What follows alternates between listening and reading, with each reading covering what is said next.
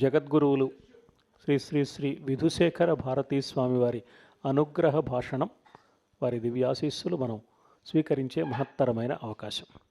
మాలా సుధా కుంభ విబోధముద్రా విద్యా విరాజత్కరవారిజాతాం అపార కారుణ్య సుధాంబురాశిం శ్రీ శారదాంబాం ప్రణతోస్మి నిత్యం.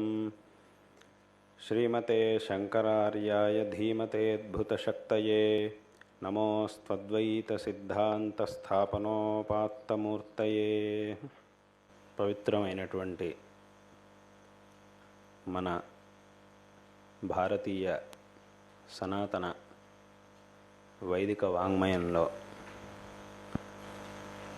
వేదములు, ఆ వేదములను అనుసరించి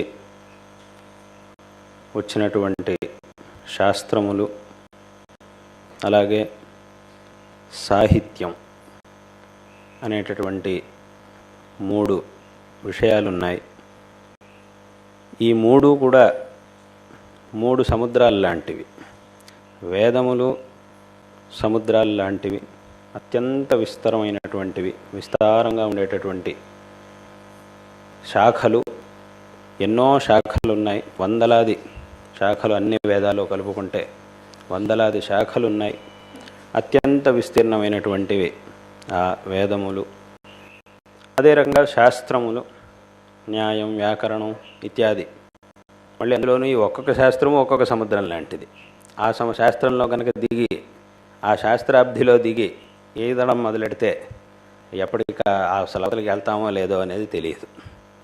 ఎంతో మహాపురుషులు, పెద్ద పెద్ద విద్వాంసులు, ఎవరో వాచస్పతి మిశ్రులు, అందుకని ఆయన గురించి చెప్పేటప్పుడు పదవాక్య ప్రమాణ పరంపారం ఉపేయుష అని ఒక మాటను చెప్తారు ఆయన గురించి. ఆయన ఆ అన్ని శాస్త్రాల యొక్క అవతల ఒడ్డుని చూసినటువంటి మహాత్ముడు అని ఆయన గురించి ఒక మాట చెప్తారు. అటువంటి వాళ్ళు తప్ప సామాన్యులైనటువంటి వాళ్ళు ఈ శాస్త్రాబ్ధిని ఈదడం అనేది చాలా కష్టం. అటువంటిది కాబట్టి శాస్త్రములు ఒక మహాసముద్రం వంటివి. అదే విధముగా ఈ సాహిత్యం అనేటటువంటిది, ఇది అత్యంత విస్తృతమైనటువంటి ఒక మహాసముద్రం. దాంట్లో ఎంత లోతుకు వెళ్ళినా కూడా ఇంకా ఏదో ఒకటి ఉండనే ఉంటుంది, ఇంకా వెళ్ళాల్సింది ఉండనే ఉంటుంది. ఎంతోమంది మహాకవులు అత్యంత అద్భుతమైనటువంటి ప్రతిభతో, పాండిత్యంతో అద్భుతమైనటువంటి కావ్యాలు, శాశ్వతమైనటువంటి ఈ జగత్తులో ఒక శాశ్వతమైనటువంటి స్థానాన్ని పొందినటువంటి అద్భుతమైన కావ్యాల్ని రచించినటువంటి మహాపురుషులు ఎంతోమంది ఉన్నారు. ఆ కావ్యాల్ని, వాళ్ళ యొక్క ఆ సాహిత్య ప్రతిభని చూడగలకపోతే అది వీడి దౌర్భాగ్యం, చూడలేని వాడి దౌర్భాగ్యం. ఎందుకంటే ఈయన భర్తృహరి ఒక మాట చెప్తాడు, కుత్స్యాస్యు కుపరీక్షకైర్న మణయో యైరర్ఘత పాతితాః అని ఒక మాట అంటాడు. ఒక అద్భుతమైనటువంటి, అత్యంత అమూల్యమైనటువంటి ఒక మణి, ఇది మామూలు గులకరాయి అనే భావనతో కనుక విసిరేస్తే ఆ దోషం ఆ రాయిది కాదు, అక్కడ ఉండేటటువంటి ఆ దోషం, ఆ న్యూనత ఆ రాయిది కాదు, ఈ విసిరేసినటువంటి వాడిది. ఎందుకంటే రాయిని ఎక్కడ, ఆ వజ్రాన్ని, ఆ రత్నాన్ని ఎక్కడ విసిరేసినా కూడా అది రత్నంగానే ఉంటుంది. అది ఇక్కడున్నా, ఇంట్లో ఉన్నా, చక్కగా దాన్ని గూట్లో పెట్టినా, బయట విసిరేసినా, ఎక్కడున్నా కూడా మణిమణే. దానికి ఉన్నటువంటి విలువ ఏమాత్రం తగ్గదు. కాబట్టి దాన్ని తెలుసుకోకపోతే ఆ తెలుసుకోలేని వాడి దౌర్భాగ్యం. కాబట్టి మనం అటువంటి దౌర్భాగ్యవంతులం కాకూడదు. మనం విశేషమైనటువంటి భాగ్యవంతులం కావాలి. ఇటువంటి దేశంలో పుట్టాం కాబట్టి ఈ యొక్క భాగ్యం, ఈ సువర్ణావకాశం మళ్ళీ మళ్ళీ లభించదు. ఎప్పుడో ఒకసారి మాత్రమే సువర్ణావకాశం లభిస్తుంది. ఆ లభించినప్పుడు ఎవరు దాన్ని సార్థకం చేసుకుంటారో వాళ్ళు నిజమైనటువంటి ప్రజ్ఞావంతులు. కాబట్టి అటువంటి ఒక సౌభాగ్యం ఇంకా పోషించి ఎన్నో విషయాల్ని మనకి తెలియజేసి ఉన్నారు. దాంట్లోనూ విశేషంగా శంకర భగవత్పాదాచార్యుల వారు, మా సనాతన ధర్మోద్ధారకులు, పరమేశ్వర అవతారులైనటువంటి శంకర భగవత్పాదాచార్యుల వారు ఎన్నో అద్భుతమైనటువంటి స్తోత్రాల్ని రచించారు. ఒకవైపు గంభీరమైనటువంటి శాస్త్రాలు, ఇక్కడ మూడు సముద్రాలు లాంటివి అని చెప్పాం. వేదాలు, శాస్త్రాలు, సాహిత్యం, ఈ మూడు కూడా మూడు సముద్రాలు. శంకరాచార్యుల వారు అన్ని సముద్రాల్లోనూ ఒకేసారి ఈదుతూ ఉంటారు, అన్ని సముద్రాల్లోనూ. అటువంటి ఒక అద్భుతమైన సాహిత్యాన్ని అనేక స్తోత్రాల్ని శంకర భగవత్పాదాచార్యులు వారు రచించారు. ఎన్నో అద్భుతమైనటువంటి ఆ వర్ణనలు కనుక చూస్తే నిజంగా కాళిదాసు వాళ్ళు కూడా ఎన్నో విషయాలు నేర్చుకోవాల్సి ఉంటుంది. అటువంటి గ్రంథాలని శంకరాచార్యులు వారు రచించారు, అటువంటి అద్భుతమైనటువంటి స్తోత్రాలని రచించారు అని అనిపిస్తుంది మనకి. ఒక శంకరాచార్యుల వారి స్తోత్రాల్లో సుబ్రహ్మణ్య భుజంగ స్తోత్రం ఉంది. దాంట్లో ఒక అద్భుతమైనటువంటి, అది మాకు చాలా ఇష్టం, ఒక శ్లోకం అక్కడ ఉంది. ఏమిటంటే శంకరాచార్యుల వారు సుబ్రహ్మణ్య స్వామి యొక్క ఆ 6 ముఖాల్ని ఎలా వర్ణించాలి అనేటటువంటి విషయాన్ని చూపిస్తూ, దీనికి ఈ 6 ముఖాలకి దేన్ని ఉపమానంగా చెప్పాలి అనే ఆలోచన చేస్తూ ఒక మాట అంటారు. ఏమిటంటే సదా శారదా షణ్మృగాంకా యది స్యుః సముద్యంత ఏవ స్థితాశ్చేత్ సమంతాత్ సదా పూర్ణబింబా కలంకైశ్చ హీనాః తదా త్వన్ముఖానాం ధ్రువే స్కంద సామ్యం అని అంటారు. నీ 6 ముఖాలకి ఉపమానం చెప్పాలంటే ఎటువంటి సామగ్రి కావాలి అనంటే సదా ఎల్లప్పుడూ శారదాహ, ఆ శరదృతువులో కనిపించేటటువంటి ఆ పూర్ణబింబాలు, చంద్రుడు, శరదృతువులో కనిపించేటటువంటి చంద్రుడు, అందులోనూ ఒక చంద్రుడు సరిపోడు, 6 ఉండాలి. సదా శారదాహ షణ్మృగాంక, షట్ 6 పూర్ణ చంద్రులు కనపడాలి. షణ్మృగాంక యది స్యుః, ఒకవేళ ఉండేట్టయితే అందులోనే ఎలా ఉండాలి, ఊరికే వృద్ధిక్షయాలు ఒకసారి ఉదయించడం ఒకసారి అస్తమించడం ఉండకూడదు. సముద్యంత ఏవ స్థితాః, ఎప్పుడూ ఉదయిస్తూనే ఉండాలి. స్థితాశ్చేత్ సమంతాత్ సదా పూర్ణబింబ, అందులోనూ వృద్ధిక్షయాలు ఉండకూడదు, ఎప్పుడు కూడా పూర్ణబింబంగానే ఉండాలి.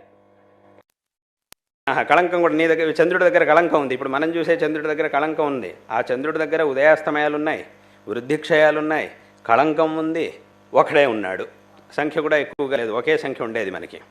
కాబట్టి సదా పూర్ణబింబా కలంకైశ్చహీనా, ఒకవేళ ఇటువంటి పరిస్థితి కనుక ఉంటే తదా త్వన్ముఖానాం బ్రువే స్కంద సామ్యం, అప్పుడు నీ ముఖాలకి నేను ఆ ఉపమానాన్ని చెప్పగలుగుతాను. అది లేదు అని అంటే కనుక నీ ముఖాలకి ఉపమానాన్ని నేను చెప్పలేను. ఎంత అద్భుతమైనటువంటి రచన, ఎంత అద్భుతమైనటువంటి ఆ సాహిత్య రసాన్ని మనం ఇక్కడ చూడగలుగుతున్నాం. ఇది ఒక శ్లోకం. ఇలాంటి శ్లోకాలు ఎన్నో ఉన్నాయి. ఒక శ్లోకం కూడా అక్కడే శంకరాచార్యులు వారు చెప్తారు. అంటే ఆ శ్లోకం వింటున్నప్పుడు ఆ అర్థాన్ని అనుసంధానం చేసుకుంటుంటే ఆ దృశ్యం మన కళ్ళ ముందు కనబడుతుంది. అటువంటి ఒక అద్భుతమైనటువంటి శ్లోకం కూడా ఉంది. ఇహాయాహి వత్సేతి హస్తాన్ ప్రసార్యాహ్వయత్యాదరాత్ శంకరే మాతురంకాత్ సముత్పత్య తాతం శ్రయంతం కుమారం హరాశ్లిష్టగాత్రం భజే బాలమూర్తిం అని ఒక మాట అంటారు. మన లోకంలో చిన్నపిల్లల్ని చూస్తుంటారు, తల్లి ఒడిలో కూర్చొని ఉంటారు పిల్లలు. ఇందులో తండ్రి అథవా ఇంకెవరైనా వచ్చి ఇట్రా ఆయన అనగానే వెంటనే వాళ్ళకి ఇష్టమైనటువంటి వాళ్ళు, పిల్లలకి ఆ ఇష్టమైనటువంటి వాళ్ళని చూసిన వెంటనే ఆ ఒళ్ళోంచి ఇలా కిందకి దిగి పరిగెత్తుకుంటూ వాళ్ళ దగ్గరికి వెళ్తారు. అప్పుడు వాళ్ళు ఇట్లా ఎత్తుకుంటారు, ఎత్తుకొని వాళ్ళని గట్టిగా వాటేసుకొని ఎత్తుకుంటారు ఆ వచ్చినటువంటి వాళ్ళు. అదే దృశ్యాన్ని ఇక్కడ శంకరాచార్యుల వారు వర్ణిస్తున్నారు. ఇక్కడ అమ్మవారి ఒళ్ళో కూర్చున్నాడు. అప్పుడు ఈశ్వరుడు వచ్చి అంటున్నాడు, ఇహ ఆయాహి వత్స ఇట్రా నా దగ్గరికి రా అంటున్నాడు. ఈశ్వరుడు వచ్చి ఇహాయాహి వత్సేతి హస్తాన్ ప్రసార్య, ఈశ్వరుడు ఇలా వచ్చే రా దగ్గర రా అంటున్నాడు. హస్తాన్ ప్రసార్య ఆహ్వయతి ఆదరాత్ శంకరే మాతురంకాత్, అప్పుడు ఆహ్వయతి శంకరే మాతురంకాత్, అప్పుడు ఆ తల్లి యొక్క తొడమించి ఒళ్ళోంచి ఇలా కిందకి దిగి ఆయన పరిగెత్తుకుంటూ ఇలా వచ్చి ఈశ్వరుడి దగ్గరికి వచ్చాడు అని. కాబట్టి అక్కడ ఆహ్వయతి శంకరే మాతురంకాత్ సముత్పత్య తాతం, సముత్పత్య వెంటనే అక్కడి నుంచి కిందకి దిగి తండ్రిని చూసిన వెంటనే అక్కడి నుంచి ఒకసారి ఇలా కిందకి దూకి తాతం శ్రయంతం కుమారం, ఆ తండ్రి దగ్గరికి పరిగెత్తుకుంటూ వెళ్ళి తండ్రి దగ్గరికి వెళ్ళాడు. అప్పుడు ఆయన శివుడు వెంటనే ఆయన ఇలా ఎత్తుకుని గట్టిగా కావిలించుకున్నాడు. హరాశ్లిష్ట గాత్రం భజే బాలమూర్తిం అని ఆ ఒక శ్లోకం. ఇది ఆ సుబ్రహ్మణ్య భుజంగంలో ఉండేటటువంటి ఇలాంటి అద్భుతమైనటువంటి స్తోత్రాలు, ఆ శ్లోకాలు ఎన్నో వర్ణల శివపాదాది కేశాంతం సౌందర్యలహరి, ఇక సౌందర్యలహరి గురించి అయితే చెప్పనవసరం లేదు. ఎన్నో అద్భుతమైనటువంటి వర్ణనల్ని దాంట్లో చూపించారు. కాబట్టి ఈ రకంగా ఇది శంకర భగవత్పాదాచార్యుల వారు, అలాగే ఇంకా కాళిదాసు ఇత్యాదులందరూ కూడా అద్భుతమైనటువంటి ఎన్నో మహాకవులు, ఎన్నో అద్భుతమైనటువంటి వర్ణనలు, అలాగే మన తెలుగు భాషలో, ఆంధ్ర భాషలో ఎంతోమంది మహాకవులు అద్భుతమైనటువంటి మహాకావ్యాల్లో అద్భుతమైనటువంటి వర్ణనలు చేసి ఆ ఒక సాహిత్య శాస్త్రం. కాబట్టి ఇటువంటి గొప్ప పరంపరలో జన్మించడం, ఇటువంటి గ్రంథాల్ని కొంతవరకైనా చదివి దాన్ని కొంతవరకైనా అర్థం చేసుకోగలిగేటటువంటి ఆ అదృష్టం, ఆ సౌభాగ్యం పరమేశ్వరుడు మనందరికీ ఇచ్చి ఉన్నాడు. కాబట్టి ఈ సౌభాగ్యాన్ని అందరూ కూడా చక్కగా సార్థకపరుచుకోవాలి. అలాగే తర్వాత తరం వాళ్ళకు కూడా దీన్ని విశేషంగా నేర్పించాలి. ఇక్కడ ఇప్పుడు కాలంలో ఈ భాష మామూలుగా ఏదో కావ్యాలు చదవడం, ఏదో పద్యాలు నేర్చుకోవడం అవన్నీ పక్కన పెడితే మాట్లాడేటప్పుడు కూడా తెలుగును వదిలేస్తూ ఉంటారు. ఇది ఎంత దౌర్భాగ్యమైనటువంటి విషయం. ఎందుకు ఇలా చేయడం? నేనేమో కొంతమంది తిడుతూ ఉంటాను, కొంతమంది నా దగ్గరకు వచ్చినప్పుడు అంటూ ఉంటారు, కొంతమంది వచ్చినప్పుడు నా దగ్గరకు వచ్చినప్పుడు అంటారు, నేను వాళ్ళని తిడతాను, ఎందుకే ఇలా అనవసరంగా ఇలా మాట్లాడడం ఎందుకు, తెలుగులోనే చెప్పచ్చుగా ఆ పదాన్ని కూడా. నా దగ్గరకు వచ్చినప్పుడు మా ఫాదర్కి షష్ఠిపతి గుర్తు వస్తుందండి, ఎందుకు ఫాదర్ అని ఎందుకు అనడం? అనుకో, సరే అనుకో, నీకు ఇంగ్లీష్ వచ్చని నా దగ్గర ప్రదర్శన చేయక్కర్లేదు. ఇవాళ అందే చాలామంది మాట్లాడతారు, అదే నీ ఒక్కడికే వచ్చాను కాదుగా, ఎందుకు మా ఫాదర్కి షష్ఠిపతి గుర్తు వస్తుందండి అని అన్నాం. ఎందుకు ఇది, ఈ మాట ఎందుకు? మా నాన్నగారికి, మా తండ్రికి అంటే చదువులుగా ఎంత చాలా బాగుంటుంది, ఎంత వినడానికి ఎంత బాగుంటుంది. ఇట్లాంటి మాటలు, ఆ సంస్కారం అనేది లోపిస్తూ ఉండడం చాలా బాధాకరమైనటువంటి విషయం. ఎంతో బాధగా ఉంటుంది అలా చూసినప్పుడు, అలాంటి సందర్భాలని చూసినప్పుడు. ఇట్లా ఆ ఒక సంస్కారం మామూలుగా ఇప్పుడు నా దగ్గరకు వచ్చినప్పుడు ఇలా మాట్లాడుతున్నారు అని అంటే వాళ్ళు ఏం మాట్లాడుకుంటారనేది చెప్పక్కర్లేదుగా. పైగా ఇప్పుడు ఎందుకంటే ఇప్పుడు నేను చెప్పింది నా దగ్గరకు వచ్చినప్పుడు ఏం మాట్లాడతారనేదాన్ని నేను చెప్తున్నా. అది పైగా ఇదివరకటి కాలంలో పెద్దవాళ్ళు పిల్లలకి మంచి సంస్కారం నేర్పించేవారు. ఇంట్లో ఎలా ఉండాలి, దేవుడి గదికి ఎలా ఉండాలి, దేవుడి దగ్గర ఎలా ఉండాలి, గురువుల దగ్గర ఎలా ఉండాలి, పెద్దవాళ్ళ దగ్గర ఎలా ఉండాలి, ఏదో గుడికి వెళ్ళినప్పుడు, క్షేత్రానికి వెళ్ళినప్పుడు అక్కడ ఎలా ఉండాలి, గురువు స్థానానికి వెళ్ళినప్పుడు ఎలా ఉండాలి, ఇవన్నీ నేర్పిస్తూ ఉండేవాళ్ళు. ఇప్పుడు అదంతా ఏమీ లేదు. వాళ్ళకి ఇక్కడికి వెళ్తున్నామా, గుడికి వెళ్తున్నామా, అథవా ఎక్కడో ఏదో యాత్రాస్థలానికి వెళ్తున్నామా, అసలు ఆ తేడానే తెలియదు వాళ్ళకి. ఇట్లా చేస్తూ ఉంటారు. ఇప్పుడు కొంతమంది నా దగ్గరకు వచ్చినప్పుడు చూస్తుంటాం, స్వామి మాకు ఆశీర్వాదం చేయండి అని అడుగుతుంటారు. సరే మంచిది ఆయన, నీకు మంచిగా ఆశీర్వాదం చేస్తున్నా. తర్వాత నాకు వాళ్ళు థ్యాంక్స్ అని చెప్తారు. ఆశీర్వాదం చేసినందుకు నాకు వాళ్ళు చెప్పేది థ్యాంక్స్. మా అబ్బాయికి ఏదైనా ప్రసాదం కావాలి, మేము ప్రసాదం ఇచ్చిన తర్వాత పిల్లలకి చెప్తారు, థ్యాంక్స్ చెప్పు, గురువుగారికి థ్యాంక్స్ చెప్పు అని చెప్తున్నారు. గురువు గారికి థ్యాంక్స్. అప్పుడు నేనేం చేశానంటే నా దగ్గర ఉండే వాళ్ళకి చెప్పా, ఓ పని చేయవయ్యా, ఈ పక్కన చెత్త కూడా నీరు పెట్టుంచు, ఎవరైనా నమస్కారం చెప్తే అది నేను తీసుకుంటాను, ఎవరైనా థ్యాంక్స్ చెప్తే దాంట్లో పడేయమని చెప్పండి అని నేను చెప్పా. మా వాళ్ళకి చెప్పా, నా పక్కన చెత్తకుండిని పెట్టించు, ఎవరైనా అలా చెప్పారనుకోండి, ఇలాంటి థ్యాంక్స్లు ఇట్లాంటివి చెప్పారనుకోండి, అక్కడ పడేయమని అక్కడ వేసి వెళ్ళు దాన్ని అని చెప్పచ్చు. నమస్కారం పెడితే అప్పుడు నేను తీసుకుంటా, వాళ్ళు ఇచ్చేటటువంటి నమస్కారం నేను స్వీకరిస్తాను అని నేను చెప్పా మా వాళ్ళకి. కాబట్టి అంటే ఏమిటి, గురువుల దగ్గరికి వెళ్ళినప్పుడు ఎలా ఉండాలి, పెద్దల దగ్గరికి వెళ్ళినప్పుడు ఎలా ఉండాలి, ఇంకెక్కడికైనా వెళ్ళినప్పుడు ఎలా ఉండాలి, వీటన్నిటికీ కూడా ఒక పద్ధతి ఉంది. ఈ సాహిత్యాన్ని అధ్యయనం చేయడం అనేది మన యొక్క వ్యక్తిత్వ వికాసానికి కూడా ఎంతో తోడ్పడుతుంది, ఎంతో ఒక ఉపయోగం అవుతుంది, చాలా ఉపయోగాన్ని కలిగిస్తుంది. ఆ చరిత్రల్లో ఒక్కొక్కళ్ళ ఆ మహిమల్ని మనం చూసినప్పుడు, వాళ్ళ యొక్క వర్ణనల్ని మనం విన్నప్పుడు మనలోనూ ఒక వ్యక్తిత్వాన్ని మనం వృద్ధి చేసుకోవడానికి ఉపయోగపడుతుంది. ఇప్పుడు ఉదాహరణకి రఘువంశంలోనే అందరికీ తెలిసినటువంటి విషయమే, రఘువంశంలో ఆరంభంలో దిలీప మహారాజుని ఎంత చక్కగా వర్ణించాడు, ముందు ఆ రఘువంశపు రాజులందరినీ కూడా ఎంత అద్భుతంగా వర్ణించాడు మహాకవి. అలాగే అక్కడ రాజు గురించి దిలీపుడి గురించి వర్ణించేటప్పుడు ఎంత అద్భుతమైనటువంటి శ్లోకాలు రాశాడు. ఆకార సదృశ ప్రజ్ఞ సదృశాగమ, ఆగమై సదృశారంభ, ఆరంభ సదృశోదయ. ఇది ఎంత అద్భుతమైనటువంటి చిన్న శ్లోకంలో ఎన్నో విషయాల్ని ఆ ఒక శ్లోకంలో కాళిదాసు చెప్పున్నాడు. ఈ రకంగా చిన్న చిన్న వాక్యాల్లో పెద్ద పెద్ద విషయాల్ని చెప్పున్నారు. కాబట్టి ఇలాంటివి పఠించినప్పుడు కొన్నిసార్లు ఈ శ్లోకాలకి ఎంత మహిమ ఉందంటే, ఈ సాహిత్యంలో మన పూర్వకవులు రాసినటువంటి ఈ శ్లోకాలన్నిటికీ కూడా ఎంత మహిమ ఉంది అని అంటే, ఈ పద్యాలకి శ్లోకాలకి వాట్ల యొక్క అర్థం మనకి తెలియకపోయినా కూడా కేవలం ఆ పద్యం మన నోట్లోంచి వస్తే చాలు, మన నోటి నుండి ఆ పద్యం వస్తే చాలు, పెద్దలు మనకు నేర్పిస్తారు, దాని అర్థం తెలియకపోయినా కూడా ఆ పద్యం మన నోట్లోంచి వస్తే చాలు, ఏదో ఒక సంస్కారం ఏర్పడుతుంది మనలో, ఒక తెలియనటువంటి సంస్కారం మనలో ఏర్పడుతుంది. అంటే ఒక రకంగా మంత్రాలలాగా పనిచేస్తాయి ఇవి. ఇప్పుడు ఈ మంత్రశాస్త్రాల్లో అనేక మంత్రాలు ఉంటాయి. ప్రతి ఒక్క మంత్రానికి అర్థం అనేది విశేషంగా ఉండదు. కొన్ని మంత్రాలకు అర్థం ఉంటుంది, కొన్ని మంత్రాలకి ఇదమిత్తంగా అర్థం అనే ఉండదు. దానికి ఏమిటంటే దాని ఉచ్చారణ చేతే మనకి ఎన్నో విశేషమైనటువంటి ఫలితాలు లభిస్తాయి. దాని ఉచ్చారణ, దాని జపం చేయడం, అక్కడ అర్థం అనేది ప్రధానం కాదు, అర్థం గురించి విచారణ చేయాల్సిన అవసరం లేదు. దాన్ని మనం జపిస్తే చాలు, ఆ శబ్దం అనేది ఏదైతే ఉందో దానికే మహిమ ఉంది. అది ఆ పరమేశ్వరుడి ముఖారవిందం నుంచి వచ్చింది కాబట్టి ఆ శబ్దానికే ఎంతో మహిమ ఉంది. కాబట్టి ఆ శబ్దం మన నోటి నుంచి వస్తే చాలు, వస్తే దాని ద్వారా మనకి విశేషమైనటువంటి ఫలితం లభిస్తుంది. అది ఆ మంత్రముల యొక్క మహిమ.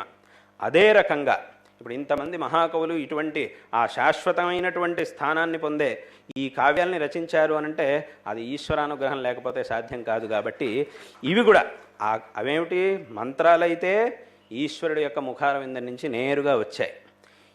ఇటువంటి సాహిత్యంలో ఉన్న అద్భుతమైనటువంటి ఈ పద్యాలు, ఈ శ్లోకాలు ఇవన్నీ ఆ ఈశ్వర అనుగ్రహంతో కవుల ద్వారా వచ్చినాయి, అంతే తేడా. కాబట్టి ఇటువంటి ఒక వ్యత్యాసం మాత్రమే ఇక్కడ ఉండేది. కాబట్టి ఇవి కూడా వీటిని మనం పఠించినప్పుడు అవి కూడా ఒక విశేషమైనటువంటి సంస్కారాన్ని మనకు కలిగిస్తాయి, ఒక అంతఃశుద్ధిని కలిగిస్తాయి, ఒక ఉత్తమమైనటువంటి వ్యక్తిత్వాన్ని కూడా మనకి కలిగిస్తాయి. కాబట్టి అటువంటి గొప్పతనం ఈ సాహిత్యానికి ఉంది, సాహిత్య శాస్త్రానికి ఉంది. కాబట్టి దీన్ని అధ్యయనం చెయ్యాలి.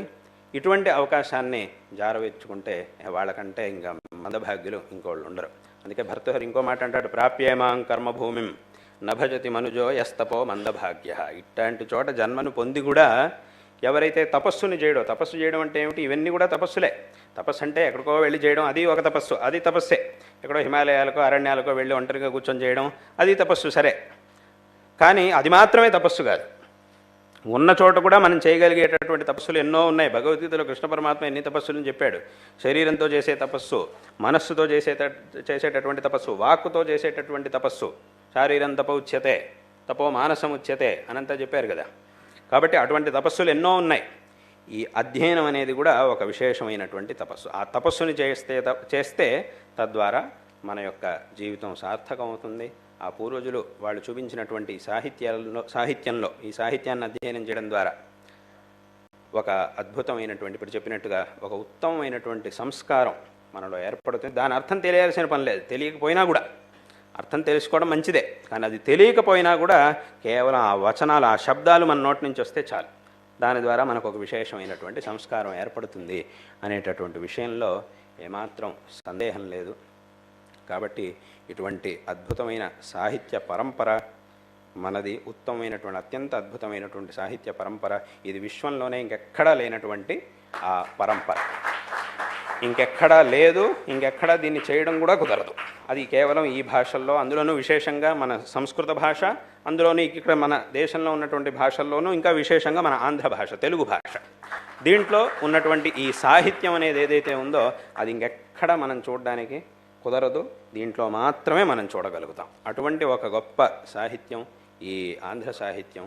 కాబట్టి ఇది ఇటువంటి పరంపరలో మనకి జన్మ లభించింది అని అంటే అది ఎన్నో జన్మల్లో చేసుకున్నటువంటి పుణ్యం అనే విషయంలో ఏమాత్రం సందేహం లేదు. మరి ఇంత పుణ్యాన్ని ఖర్చు పెట్టి, ఎన్నో జన్మల్లో చేసినటువంటి పుణ్యాలన్నింటినీ ఖర్చు పెట్టి దీన్ని మనం పొందాము. ఇప్పుడు కనుక దీన్ని వదిలేస్తే అప్పుడేమవుతుంది, ఎంతో ఖర్చు పెట్టి ఒక విలువైన వస్తువుని తీసుకొచ్చి మనమే దాన్ని పగలగొట్టినట్టు అవుతుంది. అట్లా అవుతుంది. కాబట్టి అలా చేస్తే వాడిని ఏమంటారు లోకంలో, అందరికీ తెలిసిందేగా. అలా ఎవడైనా అట్లా చేశాడు అనుకోండి, ఒక మంచి విలువైన వస్తువుని తెచ్చుకున్నాడు, చాలా డబ్బులు ఖర్చు పెట్టి, ఎన్నో ఏళ్ళు సంపాదించుకున్నటువంటి డబ్బులు ఖర్చు పెట్టి ఒక పెద్ద ఇల్లు కట్టుకున్నాడు, కట్టుకొని గృహప్రవేశం చేశాడు, అంతా అయింది. ఓ 2 రోజులు ఉన్నాడు, తర్వాత దాన్నే వాడి ఇంటిని వాడే పడేసుకున్నాడు, పగలగొట్టుకున్నాడు. అప్పుడు వాడిని ఏమంటాం మనం? కాబట్టి ఇలా దీన్ని కనుక సార్థకపరుచుకోకపోతే వీళ్ళని కూడా అలాగే అనాల్సి వస్తుంది. కాబట్టి అందుకే శాస్త్రంలో ఒక మాట చెప్పారు, మహతా పుణ్యపుణ్యేన క్రీతేయం కాయనౌ స్త్వయా అని ఒక మాట చెప్పారు. పారం దుఃఖోదధేర్గంతుం తర యావన్ నభిద్యతే. ఇది పోయేలోపే నువ్వు అనుకున్న లక్ష్యాన్ని చేరుకోవడానికి ప్రయత్నం చెయ్యి అని శాస్త్రం చెబుతూ ఉన్నది. కాబట్టి ఇటువంటి అద్భుతమైన పరంపరలో మనకి జన్మ లభించింది. కాబట్టి దీన్ని విశేషంగా నేను చెప్పాలనుకున్నది, మనము చక్కగా నేర్చుకోవాలి, మన పిల్లలకు కూడా చక్కగా దీన్ని నేర్పించాలి. వాళ్ళకి చక్కగా దీన్ని నేర్పించాలి. చిన్నప్పటి నుంచి ఒక విశేషమైనటువంటి సంస్కారాన్ని వాళ్ళకి ఇవ్వాలి. అది చిన్నప్పటి నుంచి చేస్తూ వస్తే తప్ప అది అయ్యేది కాదు. చిన్నప్పటి నుంచి చక్కగా అటువంటి ఒక సంస్కారాన్ని ఇవ్వాలి పిల్లలకి. అలా క్రమంగా ఇస్తూ ఉంటే అప్పుడు వాళ్ళు కూడా ఉత్తమమైనటువంటి వ్యక్తులుగా తయారవుతారు. అంటే ఈ విద్యలని చక్కగా అభ్యసించిన వాడు ప్రపంచంలో ఎక్కడికైనా వెళ్ళగలడు, ఎక్కడైనా జయించుకొని రాగలడు. అది ఈ విద్యలకు ఉండేటటువంటి మహత్వం. ఈ శాస్త్ర విద్య, ఈ సాహిత్య విద్య, ఇది ఏదైతే ఉందో దీన్ని అర్థం చేసుకున్నవాడు ఇంకా ప్రపంచంలో దేన్నైనా అర్థం చేసుకోగలుగుతాడు. కానీ వేరే దాన్ని అర్థం చేసుకున్నవాడికి ఇది రావాలి అంటే రావడం కష్టం. అదే ఇక్కడ ఉండేటటువంటి విశేషం. ఇది చదివిన వాడికి ఏదైనా పర్వాలేదు, కానీ ఏదో చదివిన వాడికి ఇది మాత్రం ఇది రావడం అంటే అది సాధ్యమయ్యేది కాదు. అది చిన్నప్పటి నుంచి ఆ ఉత్తమమైనటువంటి సంస్కారం, ఆ ఈశ్వరానుగ్రహం అనేది ఉంటే మాత్రమే ఇది మనకి లభిస్తుంది. కాబట్టి దీని యొక్క ఆ గొప్పదనాన్ని తెలుసుకొని విశేషంగా ఈ అవకాశాన్ని సార్థకపరుచుకోవడం అనేటటువంటిది చాలా అవసరమైనటువంటి, కాబట్టి దీన్నే మళ్ళీ మళ్ళీ చెప్తున్నాను. అందుకోసం ఇదే విషయాన్ని మళ్ళీ మళ్ళీ చెబుతూ ఉన్నాం. కాబట్టి ఇటువంటి ఆ అద్భుతమైన సాహిత్యం, దీంట్లో ఒక ఉత్కృష్టమైనటువంటి విద్య అనంటే అది ఈ అవధాన విద్య. ఆ ఉత్కృష్టమైనటువంటి అవధాన విద్య ఇప్పుడు చెప్పినట్టుగా ఇప్పుడు ప్రపంచంలో 100 కోట్ల మంది ఉన్నారు. దాంట్లో ఇటువంటి ఈ దేశంలో మనకి జన్మ లభించడం అనేది చాలా దుర్లభం. అందులోనూ ఈ పరంపరలో జన్మించడం అనేటటువంటి చాలా దుర్లభం. అందులోనూ ఈ పరంపరలో జన్మించి ఈ పరంపరని అనుసరించగలగడం అది ఇంకా దుర్లభం. అందులోనూ దీన్ని అధ్యయనం చేయగలగడం, ఈ సాహిత్యాన్ని అధ్యయనం చేయగలగడం. కొంతమందికి అధ్యయనం చేసేటప్పటికి అయిపోతుంది, వాళ్ళ సామర్థ్యం అయిపోతుంది, ఇంకా చాలు ఏదో చదివేసాం అయిపోయిందండి ఇంక అయిపోయింది అని అంటారు. కొంతమంది అధ్యయనం చేస్తారు, చేసి దాంట్లో కొంచెం ముందుకెళ్తారు, అది ముందుకెళ్ళగలుగుతారు. కొంతమంది కాస్త ముందుకెళ్తారు, చదువుతారు, బాగుంటుంది. ఏవో కొన్ని వాళ్ళు కూడా ఏవో కొంత ప్రయత్నం చేస్తారు, ఏవో శ్లోకాలు పద్యాలు రాయడానికి ప్రయత్నం చేస్తారు. అలా చేసేవాళ్ళు కొంతమంది. అందులోనూ మళ్ళీ దాంట్లోనూ కొన్ని భేదాలు ఉన్నాయి. సామాన్యంగా పద్యాలు రాసేవాళ్ళు, కొంచెం మధ్యమంగా రాసేవాళ్ళు, ఉత్తమంగా రాసేవాళ్ళు, ఆ ఒక భేదాలు కూడా ఉన్నాయి. మళ్ళీ దాంట్లోనూ ముందుకెళ్ళాలంటే అలా ఒక్కొక్క మెట్టు పైకి వెళ్ళాలి, ఎక్కుతూ ఉండాలి. అందులోనూ విశేషంగా ఈ అవధానం చేయాలి అని అంటే విశేషమైనటువంటి సామర్థ్యం కావాలి. అప్పుడు ఉన్న చోటే ఒకే చోట కూర్చొని ఇదంతా చేయాలంటే ఆశువుగా ఇదంతా ఒక్కొక్కటి చేయాలి అని అంటే అందులోనూ ప్రతిభావంతంగా చేయాలి. ఏదో ఊరికే 4 పదాలు వేసేసాం అయిపోయింది అన్నట్టు కాకుండా, ఇది అక్కడి నుంచో పదం తెచ్చాం, ఇటు నుంచో పదం తెచ్చాం, అన్నింటినీ కలిపాం, ఒక శ్లోకం చేసాం అయిపోయింది అనడం కాకుండా, ఒక విషయం ఏమిటంటే మనం ఏ శ్లోకాన్ని రాసినా ఇవాళ చూసినా కూడా ఇది చాలా బాగుంది అనిపించాలి, ఇంకో 10 ఏళ్ల తర్వాత చూసినా కూడా ఇది చాలా బాగుందని అనిపించాలి మనకి. అది ఇప్పుడు ఇవాళ చూసినప్పుడు బాగా అనిపించింది, మళ్ళీ కొన్నాళ్ళకి చూస్తే ఓహో ఇది ఇట్లా రాశాను నేనప్పుడు, కానీ ఇలా కాకుండా ఇంకా బాగా రాసి ఉంటే బాగుండేది అని అనిపించకూడదు. అలా అనిపించకుండా ఉంటే అది చాలా గొప్ప పద్యం, గొప్పగా రాసినట్టు అని దాని అర్థం. అప్పుడు మనకు అనిపిస్తుంది అది ఆ రోజు ఏదో రాసినప్పుడు ఏదో అట్లా రాసేసాం, కానీ అదంతా సరిగ్గా రాలేదు, బహుశా ఇది ఇలా రాసుంటే బాగుండేది అని అనిపించకుండా ఇప్పుడు రాసిన అద్భుతమే, ఇప్పుడు చూసిన అద్భుతమే, ఇంకో 10 ఏళ్ళు 50 ఏళ్ల తర్వాత చూసినా అద్భుతమే, ఇంకో 100 ఏళ్ల తర్వాత ఇంకెవరైనా చూసినా అద్భుతమే అనేట్టుగా ఉంటే అది నిజమైనటువంటి ఆ గొప్ప సాహిత్యం అనేటటువంటి విషయంలో ఏమాత్రం సందేహం లేదు. ప్రాయः ఇప్పుడు అయినటువంటి అవధానంలో వచ్చిన పద్యాలన్నీ కూడా అలాగే వచ్చినాయి. అలాగే అంటే ఇప్పుడు చూసినా కూడా ఇంకా ఎన్నో ఏళ్ల తర్వాత చూసినా కూడా చాలా అద్భుతంగా వచ్చినాయి ఈ పద్యాలు అనే ఈ దీంట్లో వచ్చినాయి. కాబట్టి ఇవాళ జరిగినటువంటి ఈ పద్యంలో అంటే అతను నాదగురుడు చెప్పాడు, ఆదిత్య నాదగురుడు చెప్పాడు, సామాన్యంగా అది ఇందాక మనం మాట్లాడుతూ చెప్పాడు కదా, ఈ అవధానంలో విశేషంగా ఆ పద్యాలు చక్కగా రావాలి, ఉత్కృష్టమైనటువంటి రీతిలో పద్యాలు రావాలి, అది ఇప్పుడు చూసినా ఎప్పుడు చూసినా కూడా అద్భుతంగా ఉండేట్టుగానే రావాలి అనేటటువంటి ప్రయత్నంతో దీన్ని విశేషంగా చేస్తున్నాను అని అన్నాడు. అయితే చూసేవాళ్ళకి మాత్రం ఇంకా ఏదో విశేష ప్రయత్నం చేసి ఇదంతా చేస్తున్నాడనే అనిపించలేదు, అలోకగా అన్నీ చెప్పేస్తున్నాడు అనే చూసేవాళ్ళకి అనిపించింది తప్ప ఆ లోపల ఉన్నటువంటి అది మాత్రం అట్లా ఎవరికి తెలియదు. కానీ ఉన్నటువంటి పద్యాలు మాత్రం చాలా అద్భుతమైనటువంటి పద్యాలు వచ్చినాయి. ఆ ఒక విశేషమైనటువంటి ఆ పద్యాలు, ఆ పూరణలు చాలా విశేషమైనటువంటి. నేను ఇంత చెప్పడం కంటే ఒక మాట చెప్పేస్తే ఇంకంతా చెప్పినట్టు అయిపోతుందని నాకు అనిపిస్తుంది. ఎందుకంటే మా గురువుగారు ఒక మాట చెప్పారు ఇప్పుడు ఇటీవల, నాకు ఒక మనస్సులో సంకల్పం కలిగింది. ఇక్కడ మా పరాపర గురువు జగద్గురు సత్యనారాయణ శివాభినవ నరసింహారతి మహాస్వామి వారి యొక్క జన్మస్థానమైనటువంటి మైసూరులో అక్కడ శంకర మఠం కట్టి 100 సంవత్సరాలు పూర్తయినటువంటి ఈ సంవత్సరంలో అక్కడ శతమానోత్సవ కార్యక్రమాలు జరిగినాయి. అప్పుడు మాకు మనస్సులో ఒక ఆలోచన వచ్చింది, వారి యొక్క ప్రేరణతో ఒక ఆలోచన వచ్చింది. ఏమిటంటే వారి దివ్య చరిత్ర, దాంట్లో ఉండేటటువంటి ఒక్కొక్క ఘట్టము కూడా అత్యంత అద్భుతమైనటువంటి ఘట్టాలు, వారి యొక్క మహిమ, వారు రాసినటువంటి ఆ స్తోత్రాలు, అద్భుతమైనటువంటి స్తోత్రాలు, అవన్నీ కూడా భక్తి సుధా తరంగిణి అనేటటువంటి పేరుతో ఆ స్తోత్రాలన్నీ కూడా ప్రచురితమై ఉన్నాయి. అంటే అవన్నీ కూడా ఆ స్తోత్రాలన్నీ కూడా వారు ఏదో కూర్చొని ఆలోచన చేసి తర్వాత ఏం పదం వెయ్యాలి అని ఆలోచన చేసి రాసినవి కాదు. ఎక్కడెక్కడ ఏ క్షేత్రానికి వెళ్ళినా కూడా, ఎప్పుడు భగవత్ సన్నిధికి వెళ్ళినా, అమ్మవారి సన్నిధికి వెళ్ళినా కూడా వారి నోట్లోంచి గంగా ప్రవాహంలాగా వారి నోటి నుండి, ముఖారవిందం నుండి ఆ శ్లోకాలన్నీ కూడా వెలువడినాయి. అటువంటి శ్లోకాలన్నీ వారు రాశారు. వాటన్నిటినీ కూడా వారి పక్కన ఉండేటటువంటి పండితులు అతి కష్టం మీద ఆ శ్లోకాలన్నీ కూడా విని వాటన్నిటిని కూడా రాసుకొని కొన్నిటినైనా అందరికీ దొరికేట్టుగా వాళ్ళు ప్రయత్నం చేయగలిగారు అప్పటి కాలంలో ఉన్నటువంటి పండితులందరూ కూడా. ఇంకా ఎన్నో శ్లోకాలు ఉన్నాయి, దాంట్లో కొన్ని శ్లోకాలు లభించినాయి. ఆ శ్లోకాలని ఇప్పుడు మనం భక్తి సుధాతరంగిణి గ్రంథంలో చూస్తూ ఉన్నాం. కాబట్టి ఈ రకంగా ఎన్నో అద్భుతమైనటువంటి కార్యాలని వారు చేసి ఉన్నారు. కాబట్టి వారికి అభినవ శంకర అనేటటువంటి అభినవ శంకరులు అనేటటువంటి ఒక అసాధారణమైన వ్యపదేశం వారికి ఉన్నది. పండితులందరూ కూడా వారిని ఆ అభినవ శంకరులు అనేటటువంటి బిరుదు ఆ నామంతో అందరూ కూడా కీర్తించారు. కాబట్టి వారి యొక్క మహిమని తెలియజేస్తూ వారి యొక్క చరిత్రను కూడా తెలియజేస్తూ ఒక విశేషమైనటువంటి ఆంధ్ర భాషలో ఒక కావ్యం ఉండాలి. ఎందుకంటే శంకర విజయం, మాధవీయ శంకర దిగ్విజయం, శంకరాచార్యుల వారి చరిత్రను చెబుతూ ఉన్నది. మళ్ళీ తదనంతరం అటువంటి ఒక పెద్ద కావ్యం అనంటే అది విశేషంగా సచ్చిదానంద శివాభినవ నృసింహభారతి మహాస్వామి వారి గురించి ఉంది. సంస్కృతంలో ఒక కావ్యం ఉంది, సచ్చిదానంద శివాభినవ నృసింహభారతి విజయ కావ్యం అని ఒక అద్భుతమైనటువంటి కావ్యం. అంటే సామాన్యంగా అది శంకర దిగ్విజయం ఎంత అద్భుతంగా ఉందో అక్కడ ఉన్నటువంటి శ్లోకాలు ఎంత అద్భుతంగా ఉన్నాయో అదే రకంగా ఉంటాయి అక్కడ కూడా శ్లోకాలు. ఇదివరకు అంటే వారిని ప్రత్యక్షంగా చూసినటువంటి ఒక విద్వాంసులు ఆయన రాజవల్లభ శాస్త్రి గారు ఉండేవారు. ఆయన ప్రత్యక్షంగా వారిని చూసి వారి యొక్క మహిమలను వాటన్నింటినీ కూడా ప్రత్యక్షంగా చూసి ఆ కావ్యాన్ని రచించారు. అద్భుతమైనటువంటి శ్లోకాల్లో అద్భుతమైన ఛందస్సుల్లో ఆ కావ్యాన్ని రచించారు.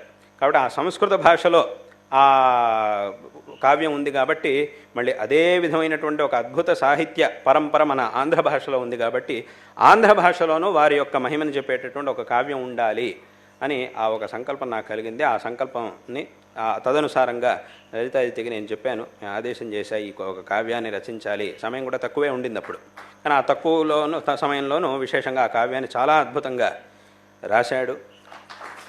ఇదంతా చెప్పి ఇప్పుడు అసలు విషయానికి చెప్పాలంటే ఆ కావ్యంలో ఉన్నటువంటి ఆ పద్యాల్ని అదంతా చూసినప్పుడు మా గురువు గారు మా గురువులు దాన్నంతా చూసినప్పుడు కొంత భాగాన్ని దాంట్లో అవలోకన చేసినప్పుడు వారి ముఖం నుండి ముఖారవింద నుండి ఒక మాట వచ్చింది. ఆ మాటను చెప్పాలని నాకు సంకల్పం వచ్చింది.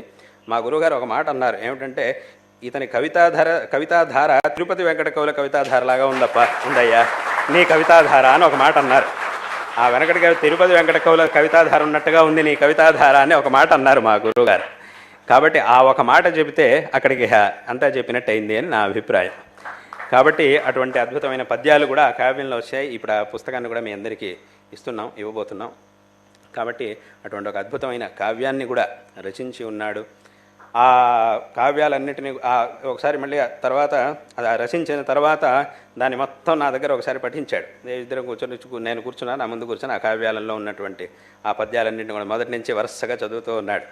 ఆ చదువుతూ ఉన్నప్పుడు ఇప్పుడు సంగీతం పాడేవాళ్ళు మధ్యలో మంచిగా చక్కగా ఆలాపనలో మంచి రాగాలు పాడినప్పుడు కింద కూర్చున్నటువంటి ప్రేక్షకులు ఆహా భళా భళా అంటూ ఉంటారు. కాబట్టి నేను కూడా కొన్ని పద్యాలకు అలాగే అన్నాను. ఆ పద్యాన్ని చదువుతూ ఉంటే వాళ్ళంతా కూర్చొని వినేవాళ్ళు అంటారు, మంచి ఆలాపన చేసినప్పుడు ఏమంటారంటే వినేవాళ్ళు చాలా అద్భుతం ఆహా ఆహా అంటుంటారు కూర్చున్న వాళ్ళు. కొన్ని పద్యాలు వచ్చినప్పుడు నేను కూడా అలాగే అంటుండేవాడిని, ఆహా చాలా అద్భుతంగా ఉందయ్యా ఈ పద్యం, కొన్ని పద్యాలు విశేషంగా. కాబట్టి అటువంటి ఆ ఒక కావ్యం వారి యొక్క కీర్తి, మా పరాపర గురువుల యొక్క కీర్తి, వారి యొక్క మహిమకి తగినట్టుగా ఆ కావ్యం కూడా అట్లా వారి యొక్క అనుగ్రహము, ఇతని యొక్క పరిశ్రమ, దీంతో ఆ కావ్యం అనేది పుట్టింది. కాబట్టి అటువంటి ఒక విశేషమైనటువంటి కార్యాన్ని కూడా చేసి ఉన్నాడు. కాబట్టి ఇటువంటి ఒక గొప్ప పరంపరలో మనందరికీ కూడా ఇటువంటి జన్మించేటటువంటి సౌభాగ్యం, దీంట్లో ఉండేటటువంటి సౌభాగ్యం లభించి ఉన్నది.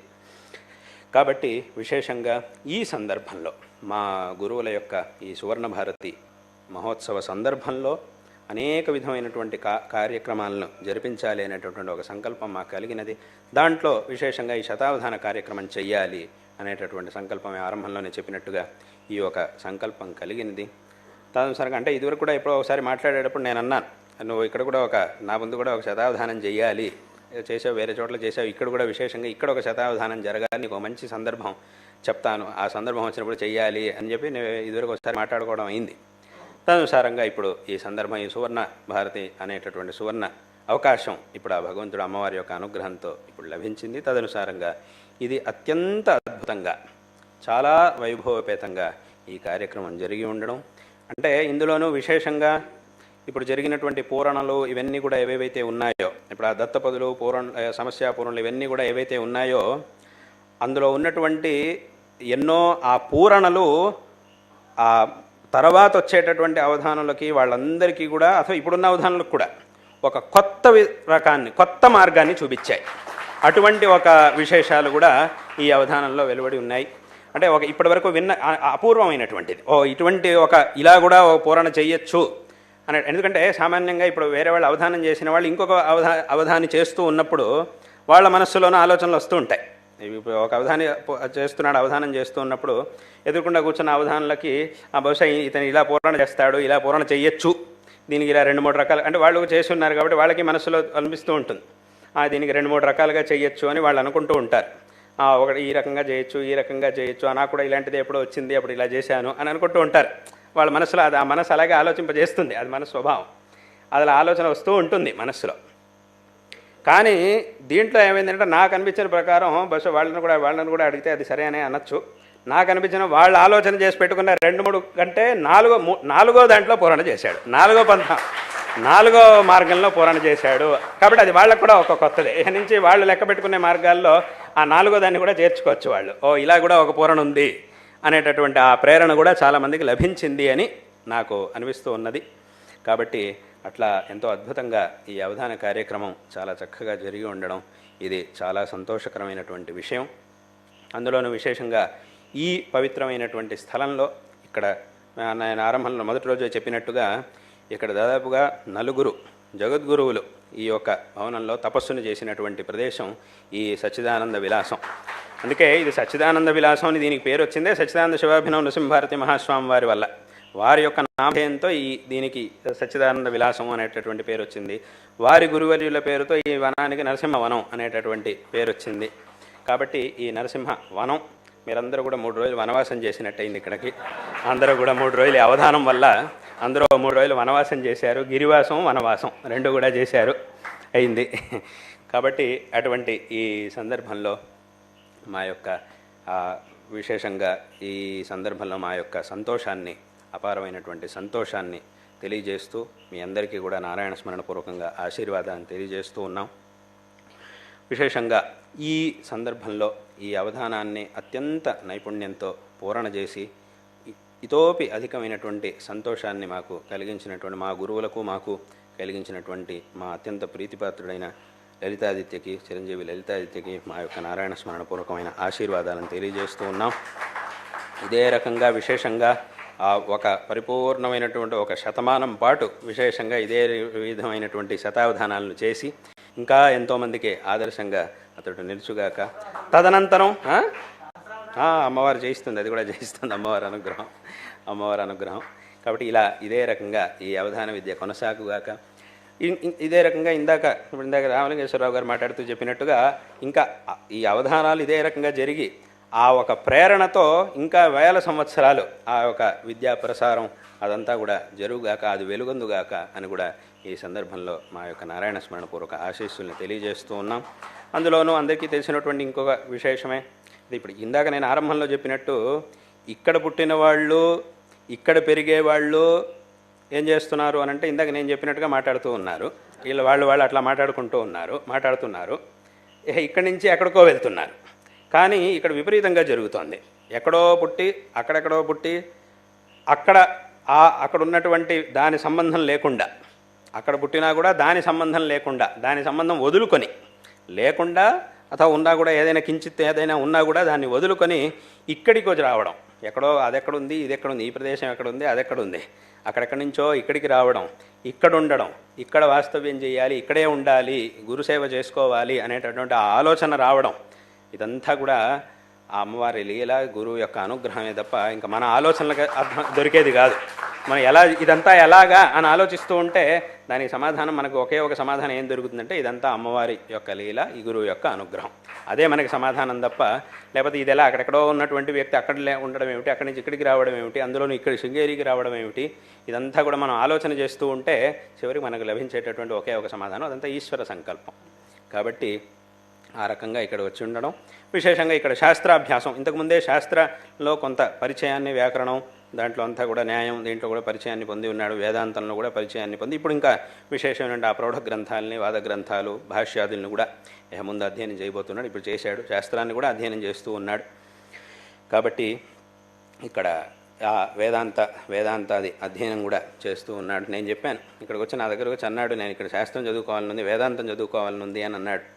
అప్పుడు నేను చెప్పాను, అలాగే మంచిది, కానీ నా దగ్గర వేదాంతం చదువుకోవాలంటే దానికి చాలా నియమాలు ఉన్నాయి, ఆ నియమాలన్నీ కూడా నువ్వు పాటిస్తే అప్పుడు నేను తప్పకుండా పాఠం చెప్తాను అని అన్నాను. అన్ని నియమాలను నేను పాటిస్తాను, తప్పకుండా నేను ఇక్కడే ఉండి చదువుకుంటాను అని అన్నాడు.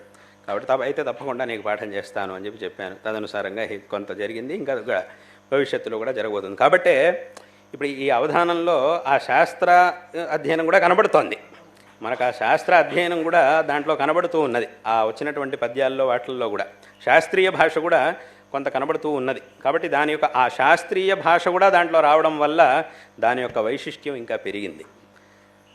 అంటే మామూలుగా ఏదో వర్ణనలు అంత మాత్రం కాకుండా, ఏదో కథలు వర్ణనలు అని మాత్రం పెట్టుకొని కాకుండా, ఆ శాస్త్రీయమైనటువంటి శబ్దాలు, శాస్త్రీయమైనటువంటి వర్ణనలు ఇవన్నీ రావడం వల్ల దాని యొక్క ఆ పద్యం యొక్క బరువు ఇంకా పెరిగింది.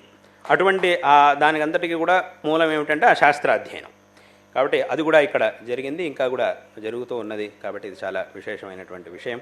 ఈ సందర్భంలో మరొకసారి లలితాదిత్యకి మా యొక్క నారాయణ స్మరణపూర్వకమైన ఆశీర్వాదాలని పరిపూర్ణంగా తెలియజేస్తూ ఉన్నాం. అదే రకంగా విశేషంగా దీన్ని ఈ యొక్క అవధాన విద్యలో ఒక విశేషమైనటువంటి నైపుణ్యాన్ని తయారు చేసినటువంటి మహాదేవమణి గారు, దూడిపాడ మహాదేవమణి గారు కావలసినటువంటి అవధాన విద్య కావలసినటువంటి ఈ లలితాదిత్యకే కాకుండా ఇంకా ఎంతోమందికి కూడా విశేషమైనటువంటి, ఇంకా ఇక్కడికి వచ్చారుగా, మీకు శిష్యులు కూడా ఇక్కడికి వచ్చారు, మీ దగ్గర మార్గదర్శనం పొందుతూ ఉన్నటువంటి వాళ్ళు కూడా ఇక్కడికి వచ్చారు. వాళ్ళకు కూడా మీకు అటువంటి మహాదేవమణి గారి, ధూళిపాడ మహాదేవమణి గారికి మా యొక్క నారాయణ స్మరణపూర్వక ఆశీర్వాదాలని విశేషంగా తెలియజేస్తూ ఉన్నాం. అదే రకంగా దీంట్లో విశేషమైనటువంటి సంచాలకులుగా ఉండి అత్యంత మధురమైనటువంటి ఆయన యొక్క మాటలు, ఒక్కొక్క మాట కూడా చాలా మధురంగా ఉంటుంది. శ్రీమన్నారాయణ గారి మాటలు ఒక్కొక్కటి చాలా మధురంగా ఉంటుంది. అటువంటి ఆ మధురమైనటువంటి ఆ సంచాలకత్వాన్ని కూడా ఆయన విశేషంగా చేసి ఉన్నారు. ఆయనకి మా యొక్క ఆశీర్వాదాలని తెలియజేస్తూ ఉన్నాం. అదేవిధంగా విశేషంగా ఇవాళ జనవతుల రామలింగేశ్వరరావు గారు, శ్యామ పాలపత్తి వారు అందరూ కూడా ఇక్కడ ఉన్నారు, విద్వాంసులు. విశేషంగా మా ప్రీతిపాత్రులు గోపాలకృష్ణ శాస్త్రి గారు, దర్శనాలంకార విశ్వనాథ్ గోపాలకృష్ణ శాస్త్రి గారు అందరూ కూడా ఇవాళ రోజున ఇక్కడ ఉన్నారు ఈ సందర్భంలో. కాబట్టి ఈ సందర్భంలో మీ అందరికీ కూడా మా యొక్క నారాయణ స్మరణపూర్వక ఆశీర్వాదాలని తెలియజేస్తూ ఉన్నాం. విశేషంగా నేను మొదట్లో చెప్పినట్టుగా ఈ కార్యక్రమం ఇక్కడ జరపాలి అనేటటువంటి సంకల్పం నాకు వచ్చింది. దాని గురించి నేను చెప్పడం కూడా అయింది. ఒక సందర్భంలో చూద్దామని చెప్పి నేను చెప్పాను. సరిగ్గా అదే సమయానికే వెంకటరమణ శర్మ గారు, దర్శనం శర్మ గారు శృంగేరికి వచ్చినప్పుడు నా దగ్గర ఇదే విషయాన్ని నివేదించారు. ఇట్లా ఒక అవధానం చేయించాలి, శృంగేరిలో ఒక అవధానం, లలితాదిత్యతో ఒక అవధానం చేయించాలని ఉంది అని అన్నాడు. ఇంతకుముందు ఏమైందంటే వేరే కొన్ని చోట్ల అవధానాలు జరుగుతున్నాయి, అక్కడి నుంచి లలితాదిత్య వస్తే బాగుంటుంది అని అడిగాడు. అయితే ఇక్కడ అధ్యయనం జరుగుతుంది కాబట్టి ఇప్పుడు కాదు అని చెప్పాం. అయితే ఏమైందంటే 2-3 సార్లు అట్లా అడిగాడు, లలితాదిత్య వస్తే బాగుంటుంది, ఆయన ఇక్కడి నుంచి ఒకసారి తమరు పంపిస్తే బాగుంటుంది అన్నాడు. ఇప్పుడు నేను చెప్పలేదు, ఇక్కడ పాఠం జరుగుతుంది కదా, రోజు పాఠం జరుగుతున్నది కదా, కాబట్టి ఇప్పుడు అది కష్టం, ఒకసారి అక్కడికి రావాలంటే సమయం అవుతుంది కదా అని చెప్పి నేను చెప్పాను. సరే అన్నాడు, అయిపోయింది. కానీ ఇప్పుడు శృంగేరిలోనే ఒక అవధానం చేయించాలి అనేటటువంటి ఆ సంకల్పాన్ని తనకు వచ్చినటువంటి ఆలోచనని నాకు తెలియజేశాడు. అప్పుడు నేను అదే విషయం చెప్పాను, నాకు అదే సంకల్పం ఉంది మనసులో, కాబట్టి శృంగేరిలో తప్పకుండా చేయిద్దామని చెప్పి నేను వెంటనే చెప్పాను. తదనుసారంగా ఇక్కడ చేశాం. దీంట్లో ఒక విశేషమైనటువంటి ఆ సేవను చేసినటువంటి వెంకటరమణ శర్మ గారికి, ఆయన దర్శనం పరివారానికి అందరికీ కూడా మా యొక్క నారాయణ స్మరణపూర్వక ఆశీర్వాదాలని తెలియజేస్తూ ఉన్నాం. అదే రకంగా వచ్చినటువంటి అందరూ పండితులకి, విద్వాంసులకి, విశేషంగా అందరూ పృచ్ఛకులకి అందరికీ కూడా చక్కటి రసవత్తరమైనటువంటి, అలాగే అంటే ఏమి నీరసమైనవి కాకుండా రసవత్తరమైనటువంటివి, అందులోనూ ఇక్కడేం అడగాలి అనేది కూడా చక్కగా తెలిసి ఉండాలి. ఊరికే పృచ్ఛకులు అంటే ఏదో ఒకటి అడిగేయడం కాదుగా, ఈ ప్రదేశానికి తగినట్టుగా ఏం అడగాలి, ఏం విషయాలను అడగాలి, ఏం వర్ణనలు అడగాలి అనేటటువంటి విషయం తెలిసి ఉన్నవాళ్ళై ఉండాలి. కాబట్టి అదే రకంగా వాళ్ళందరికీ గీసినటువంటి గీతలోనే నిలబడి అందరూ కూడా ఆ పృచ్ఛకులుగా తమ తమ కర్తవ్యాన్ని నిర్వహించారు. వాళ్ళకి ఏ విధమైన, ఎందుకంటే ఇక్కడ చేయాలంటే ఒక గీత ఉంది, దాంట్లో నిలబడి మాట్లాడాలి. అప్పుడు అదే రకంగా అందరూ కూడా మీ కర్తవ్యాలు నిర్వహించారు. అది మాకు చాలా సంతోషం కలిగింది. అందరికీ కూడా, పృచ్ఛకులందరికీ కూడా మా యొక్క ఆశీర్వాదాన్ని తెలియజేస్తున్నాం. అందరు పృచ్ఛకులకి, అందరూ ప్రేక్షకులకి, పృచ్ఛకులకి, దీంట్లో సహకారం చేసినటువంటి వారికి అందరికీ కూడా ఈ సందర్భంలో అందరికీ కూడా ఆశీర్వాదాన్ని తెలియజేసి ఈ భాషణాన్ని ఇక్కడ సమాప్తి చేస్తూ ఉన్నాం. హర నమః పార్వతీపతయే, హర హర మహాదేవ.